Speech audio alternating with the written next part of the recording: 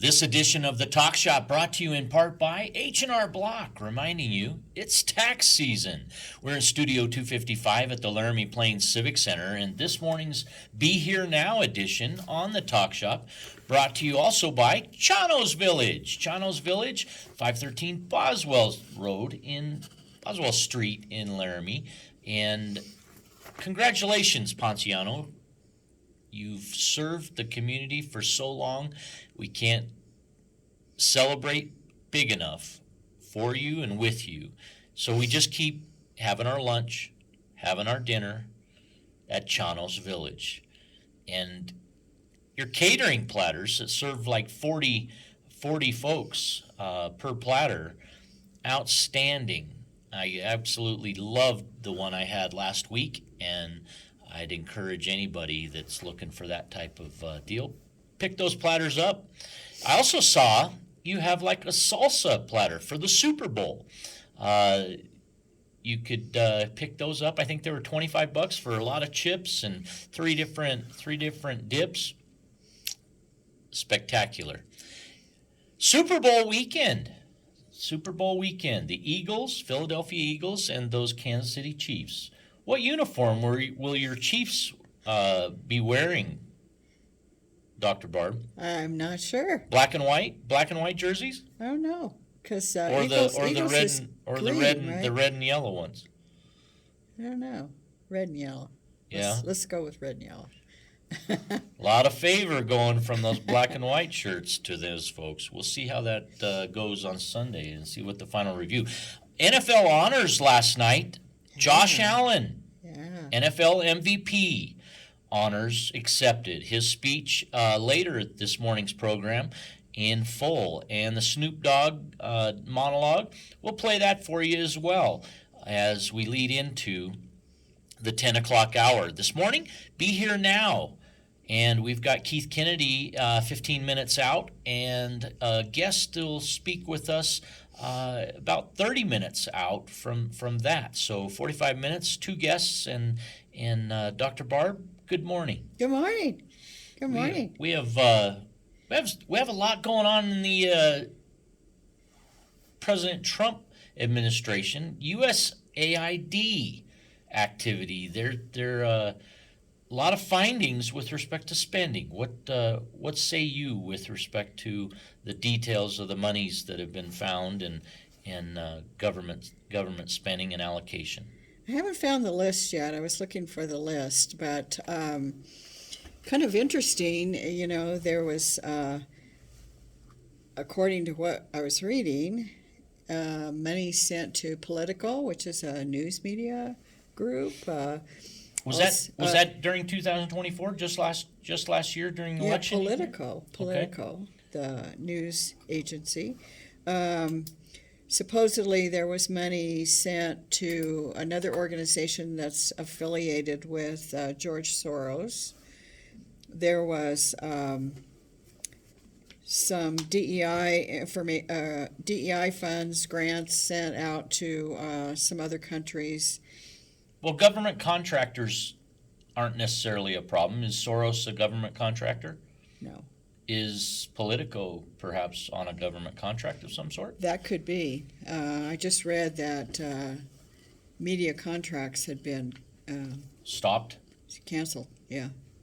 A lot of us fakes out there.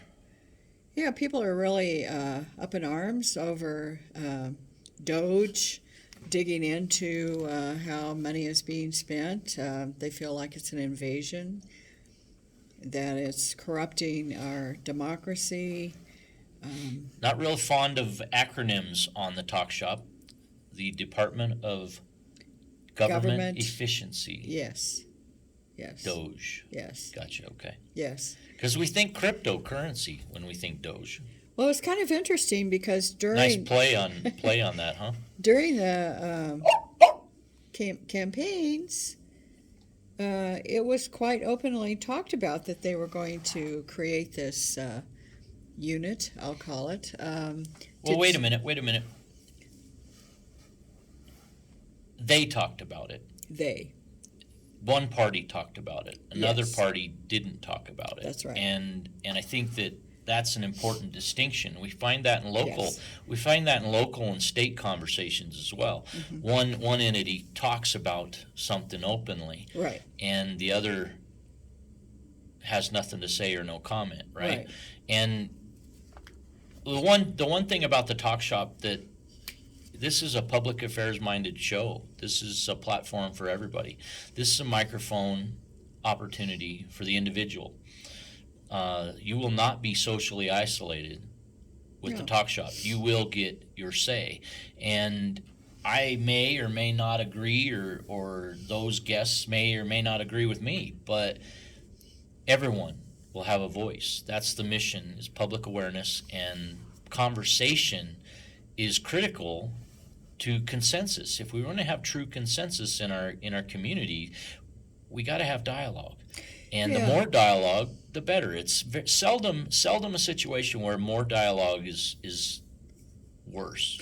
I think my point here is it was pretty transparent and talked about during one party's campaign, and there wasn't too much comment to it. There is now. There certainly is. There So is now. So, is now. I don't know if that's because the other party thought they would win and it would be, a moot point, or Is it like that in marriage? If is one party spending not talked about by the other party until later down the road, and then there's an issue that comes up? Is it like that in marriage? I think a lot of times it is. Yeah, Yeah. I think it is. It ended my marriage, so I'd say yes to that as Yeah, well. yeah. My own question. Yeah.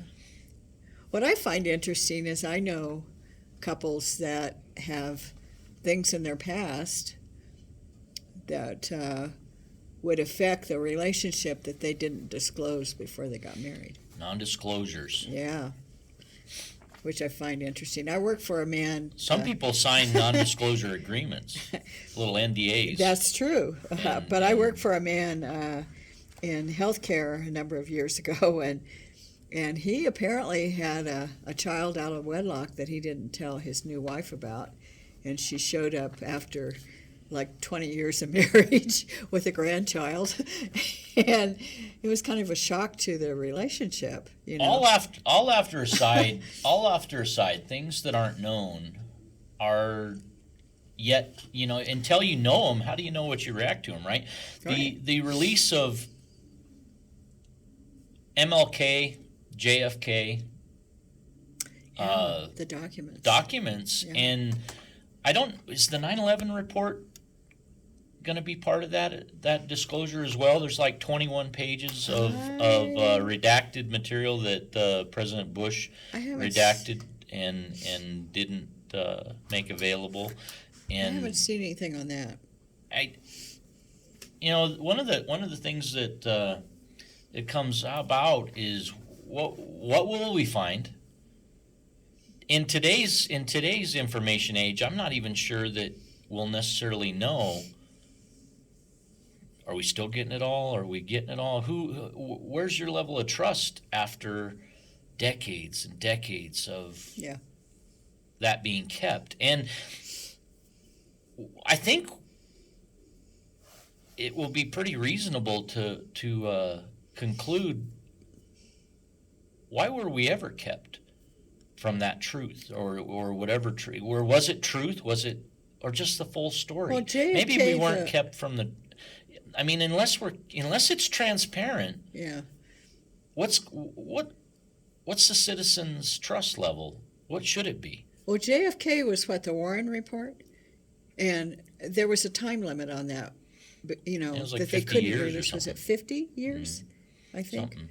Yeah. So it's been past the 50 years, but And there's there was been something, reluctance. I think it came up during Trump's administration, that Trump's first term, that he didn't release that either at that time. He released some of it, didn't he? But during that time? but there were some things that he didn't. Uh-huh. And in any event, I think there's I just wish that there was a better a better job of asking, a better job of telling.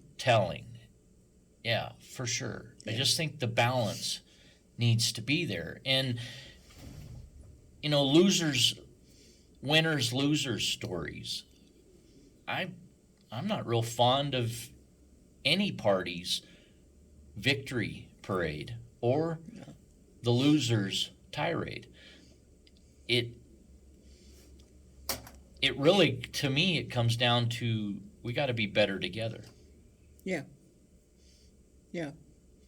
We got to be better together. Wyoming legislative action going on. We had Keith Kennedy on from AgriMind last week, and what a fantastic segment to access YouTube streaming with respect to that. We had the opportunity to learn WYO-LEG. Good morning. Good morning, Keith. You're on air. Good morning. Okay. Good morning, sir. Hey, we were just reminding our audience we had the opportunity and pleasure to visit with you last week, Keith Kennedy from AgriMind in Cheyenne, Wyoming, last week and today with the Wyoming 2025 legislative session underway. And Keith, good morning. Good morning. How are you? It's great to have you. It's a good morning in Laramie. I didn't see white fluffy stuff on my vehicle today, so I'm a pleased individual. It's simple to please me these days, and it's warmer than 20 below. It is very nice, and we should be happy as warm as it's been both over there and over here. I was actually over to eastern Laramie County on Wednesday for another meeting, and it was about 20 degrees colder in Pine Bluffs than it was in Cheyenne. So, Wow. Wow. kind of a wake-up call when I got over there. Barb and I were talking about the access that we talked about last week. We were talking about WYOLEG.gov as one source where people can follow the streams of different actions and different considerations of bills and so forth. What did you observe since last week in our conversation? We saw a tax bill pass, and we saw some voucher discussion with Ocean Andrew and education vouchers go through the House. Any particular highlights that you would like to draw to our attention here on Be Here Now? Well, we talked some last week about the voucher bill, and I think what people should be aware of is that there were no stipulations on that as far as family income for that. And I think when you drill down into the budget, it's interesting the concern in the primary and secondary education establishment with that $7,000 because the state's funding for schools is, and this is an approximation, I don't have an exact number, but it's about $18,000 per student per year. And so one question that I think has been asked is, you have all this concern about people that might migrate over to private education, whether that's at home or through a charter school, and charter schools are actually funded through the local school district as well. But what is this actually a savings for the state where there's an $11,000 approximately difference between private education? And there's been some opinions expressed that doesn't comply with the way the state constitution reads. I believe it says that the state will provide education. It doesn't necessarily, in my mind anyway, it doesn't necessarily say that you have to do that through public education. So something that needs to be provided. Any questions, Dr. Barb? No, I was it's kind of interesting that Ocean Andrews was getting some pushback on it since he sponsored the bill, but I mean, he's not the only one that voted for it, so, if it passed, then it was a consensus. What's your experience been, Keith, with respect to your time following and being involved with the legislature, that private business of citizen legislators comes into play in this fashion through the years? Have you seen that previous? Well, in previous years and in this year as well, when you look at votes on individual bills or you're listening online, you will hear someone declare a conflict, and that's because it affects them personally in some way. And I probably see it most on agriculture-related bills, where there are a couple of ranchers that are involved on, especially in the Senate side, where you will see them declare a conflict. I think it's important to remember that a conflict is essentially a no vote, and it's perfectly honest and appropriate. But still, when a bill passes the House or the Senate, it has to have a majority of those elected to the body, not just a simple majority of those that are present. So in the Senate, it would still have to get 16 votes, even though there was a conflict. And likewise, in the House, 32 votes, even if there's someone who declared a conflict. And just to backtrack a little bit to the education bill that we were just talking about, if you look that up, I believe the vote tally was 39 for and 21 against with 2 excused. So I think that may have some bearing later on if there is any sort of veto that comes out of the governor's office on bills, because it would take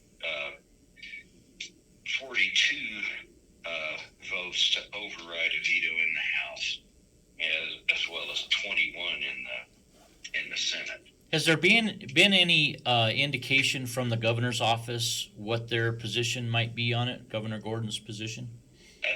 As far as I know, there hasn't been.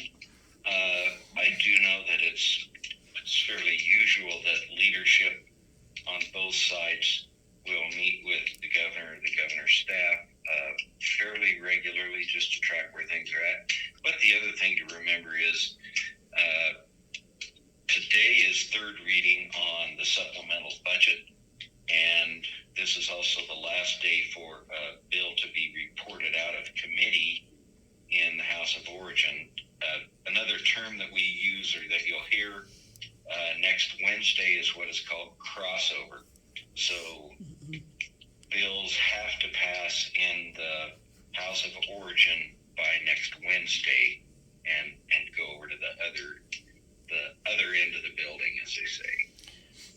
In your estimation, has it been a productive session thus far? It's been interesting.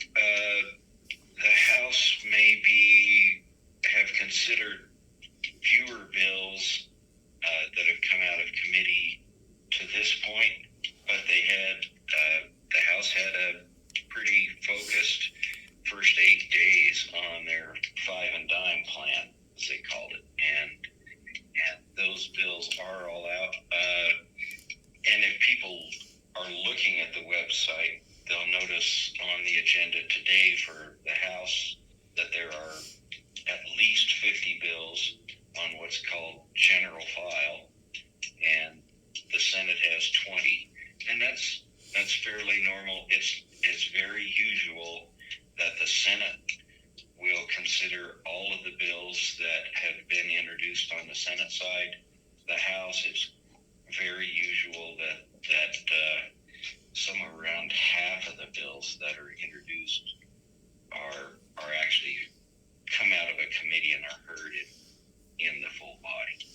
Barbie, you have a question? Yeah, Keith, changing the subject just a little bit, I'm hearing from some of my constituents, excitement about the 50% reduction in property taxes that I guess passed in the Senate, but now it has to go to the House. And that vote was fairly close, and counties and municipalities have had a lot of concern about backfill, as they call it. In other words, will the state make up for any of those lost revenues? Cities and counties, on the other hand, also receive wherever they have set their sales tax levy at. Mm-hmm. And so probably the people that are affected most by that are the special districts. So if you live outside of a municipality, fire districts are one that would be affected, and people might notice that. As well as those other special districts. You pull out your property tax bill and you'll see that list of the special districts, and so far there hasn't been any discussion or talk of backfill on that. It's also important to remember that some of those special districts aren't funded by property tax bills.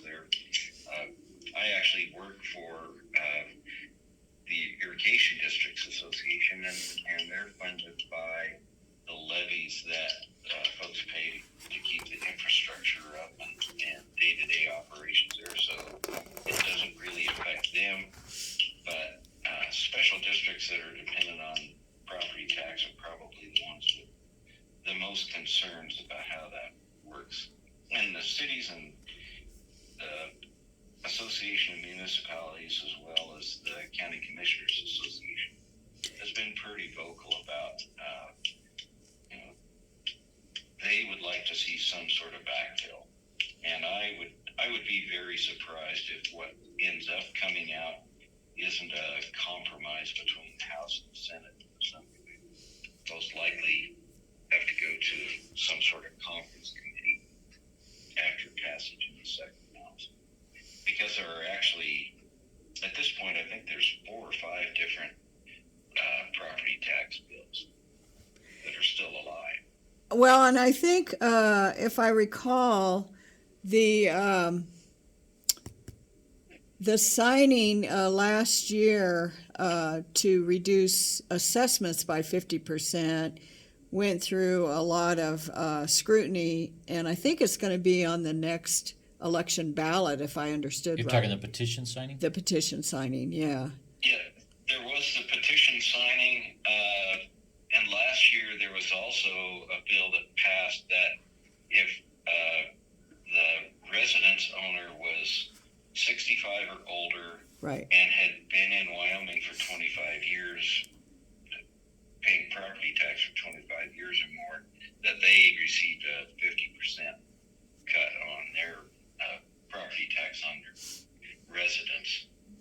And next property tax year, that, absent any other action, that would switch to only primary residence. And that's one of the other things that they have worked on the property taxes, to make certain that is for a primary residence. And there's also been some work on, let's say that I own a duplex or a triplex, that I actually live in one of those units and own it. And the way it is right now, they would actually be able to take advantage of that 50% cut. So in the last election,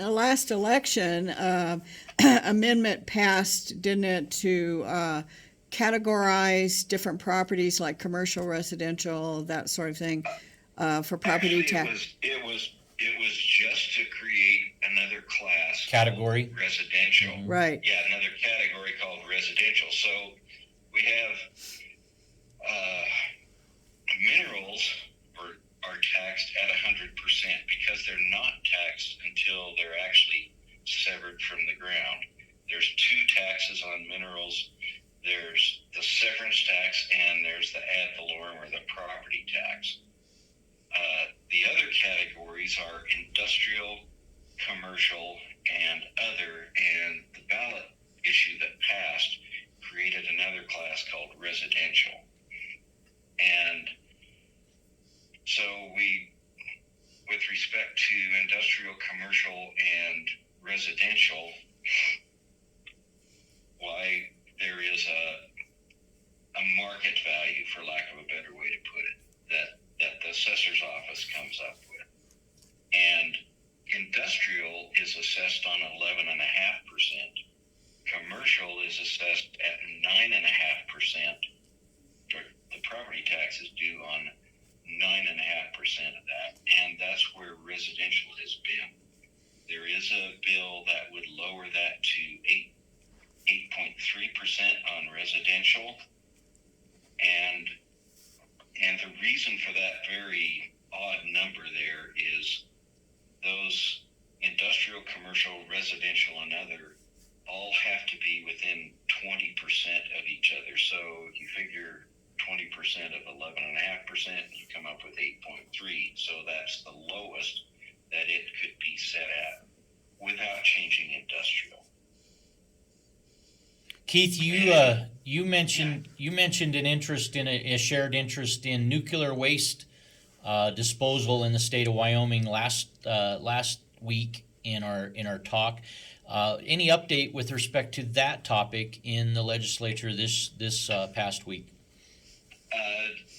There hasn't been any real change in that, and to be truthful, there's been several very long days, and I hadn't even looked at that issue again. I don't believe there's been any action taken on that. Any other actions that you've been following more closely that you'd like to update our audience with today? Well, I've actually been working a fair amount on some budget amendments, and I think we went over the budget process a bit last week, didn't we? We sure did. Yeah, Yeah. Thank you. Well, and so I've been working on a couple of amendments on some cuts that some of my clients are interested in making to the budget, and so we're working that on both ends of the building. The timing changed a bit this year. Amendments had to be in a little bit earlier, and in the past, and part of that was to give staff time to number and arrange those amendments. And in the past, when they would go through, you might see them, you can actually pull up a list of the amendments that are going to be up today. And in the past, those came up in almost a random order, in the order that they were filed by different senators and representatives. And now they are arranged by section in the budget. So there are numerous sections in the budget. The first one being the governor's office is section 001, and that goes up to the high 300s, where they have what they call budget balancers. So logically, the order makes a lot more sense this year. And Wednesday evening, I believe the House was in until 10:30 in the evening to work on second reading on the budget, and then to keep the flow of bills going, they were in until a little after 7 last night, and I actually was at a committee meeting after the House adjourned last night, so we got out of there about 8:30. Any specific topics to the subjects of your amendments, Keith? We're actually working on some things called cost allocation in some of the departments. Many of the departments, it's essentially an overhead charge, and these are monies that actually come from in-state. When this first started in the 21 biennium, it was, from what I can find, it was intended to be charges on federal monies that come in, so that the state essentially is reimbursed for the cost of the into Department of Health for Medicare, Medicaid, Department of Environmental Quality that may get EPA monies to administer some of their programs, even ones where the state has what's called primacy, where the state's actually the regulator, and education. Those are probably the three biggest ones where federal monies are included in the state budget that you'll see. And that's very well delineated if people look at the budget bills, House Bill 1 and Senate File 1. You'll see 4 columns. The one on the left is general fund. The next column is federal monies that come to that particular department. The third column is what's called special revenue. So, for example, brand inspection. Ranchers are charged for having a brand inspector come out and issue brand inspections when cattle are shipped to market or moved from one county to another via transportation other than driving, actually cattle drive. So that's an example of special revenue. And then the last column is the full appropriation, which includes all 3 of those others. So that part is well delineated, but you really have to start digging in the weeds to look at individual agency budgets and all of the different codes that are categories of appropriations of budgets. So Keith, with all the concern federally about transparency, has there been any discussion statewide about transparency of, transfer of funds, that kind of thing? I read something that John Baer was pushing back on. There was a great deal of work on transparency, especially over the last 4 years. And if people want to find out a great deal more, they can go to the state auditor's website, and they can actually look up payments that have gone either to companies or individuals for almost anything. Every expenditure that the state makes when they actually pay a bill is loaded onto the state auditor's website. And that I would certainly agree with Representative Baer that there's a lot of opaqueness in the budget and the budget process. That's difficult to follow, but the actual expenditures are fairly clear and easy to find. Does that include grants as well? It does include grants. I really haven't dug around on that site to know exactly how, for example, payments to a school district are made from state funding for education. But and the other thing is, some things are also at the local level. But there is a requirement for all of these entities, whether it's cities, counties, or special districts, have to have transparency and availability to inspect their expenditures and budgets through the state auditor's office. Going back to education, we're hearing that the federal Department of Education may be eliminated. Any discussion on the impact on the state superintendent's office? And you may have seen that the superintendent of public instruction supports that. Yes. And a question that I've had for some time is, when we look through how many people are employed in school districts, what proportion of those folks are simply doing federal reporting or federal requirements as opposed to education? And I think there is a real question as to whether the federal money for primary and secondary education is more than the cost to an individual district of all of the compliance and reporting issues that to the federal government. Right.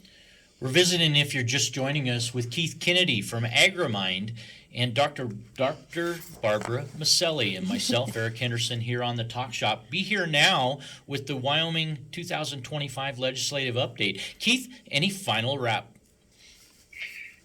Well, it'll be interesting to see how long both bodies work on Monday.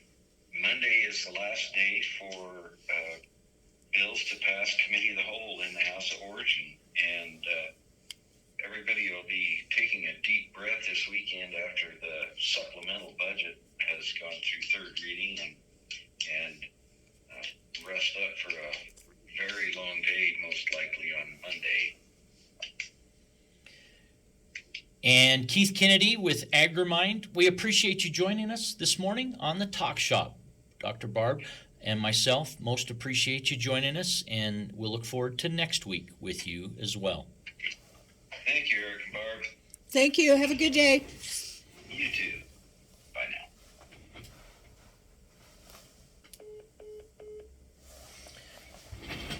Interesting to have that inside perspective from Keith Kennedy from AgriMind. His business is AgriMind, and essentially he is consulting with respect to many issues across the agricultural world. So we appreciate that here on Be Here Now today.